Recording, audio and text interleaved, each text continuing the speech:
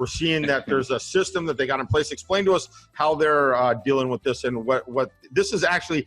This was a Spanish article that we automatically Google translated, but even though Louis speaks Spanish, he's going to tell us in English what's actually going on here.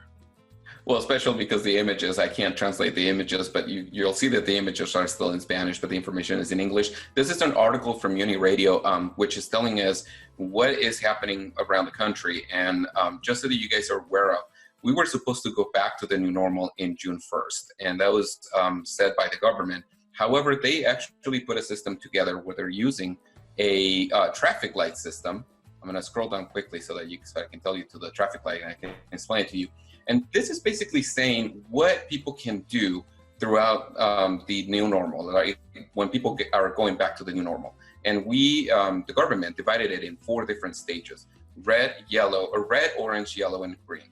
And this basically what it means is that if your state or your municipality is in red, you are still needing to stay home, right? The social distancing is still applying. Only a certain number of businesses are going to remain open, which they're saying that the activities are going to be essential activities or essential businesses. If you are in the orange, 70% of the social activity in public spaces are still suspended, like schools and gatherings, but more non-essential businesses are going to be able to open. If you're in the yellow, only 40% of the social activity is permitted, and so some people might be able to gather up in public, and some activities can be put in place again, but the activities from school and other closed spaces gatherings are not permitted. And once we get to the green, then everything goes back to normal, meaning that everybody can resume with their normal lives, and they can go back to school, they can go back to social gatherings and so forth. So can we go right from red to green and skip the orange and yellow? I mean, how fast can we? So. Like everybody's like, I'm sure done with, it's like, everybody's like been at home for a couple months now. They're really wanting to get out. But yeah, you know what? The fact is, people is the municipalities are put into a tough situation. They're doing their best to make decisions to keep everybody safe. Right now, Baja is in red, but even though Baja is in red, certain municipalities are having different statistics than others. And I think Rosarito's not doing too bad right now, right? It's not. And I just want to remind people that what it means to be in red is not necessarily that things are getting out of control, because that's not what it means. It means that we have certain restrictions, meaning only essential activities are allowed to be happening.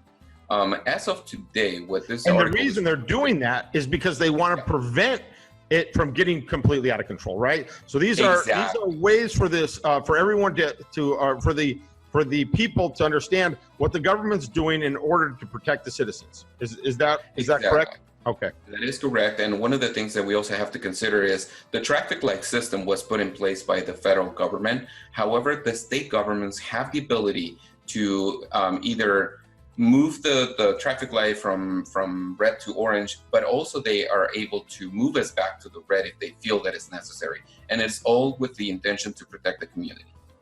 What we're taking a look at right now, I'm sorry, go ahead, Kanoa. Yeah, no, so I want to see, so right now, the Baja, for the people that don't know, is made up of how many municipalities?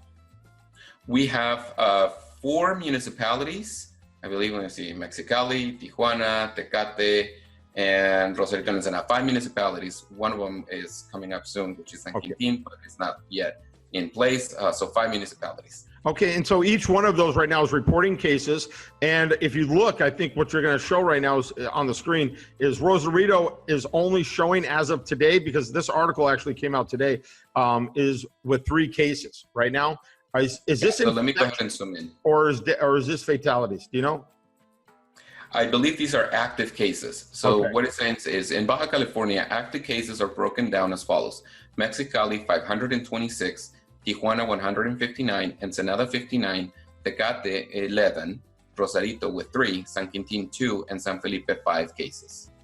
So right now, Rosarito's got a really low count, and I think that one of the reasons is because we don't have a highly dense population. So that's just a theory of mine. So it's an opinion. I don't think we have a lot of people on top of each other here. Obviously, we're a beach community, and I think the government implemented restrictions really quickly here to limit distancing, to get people to start proactively taking safety measures. And because of that, I think we've done really well so far as limiting the number of cases that are happening here in our city. Exactly, and we'll leave the link to the article below so you can see that this is actually coming from June 1st. I suggest that you guys installed a translation quick thing, the little button, what do you call it, extension in Chrome, so you can get it translated.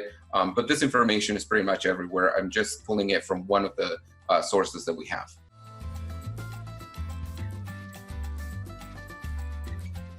Thank you for watching our video. If you're planning on buying real estate in the Rosarito Beach area, make sure to give us a call.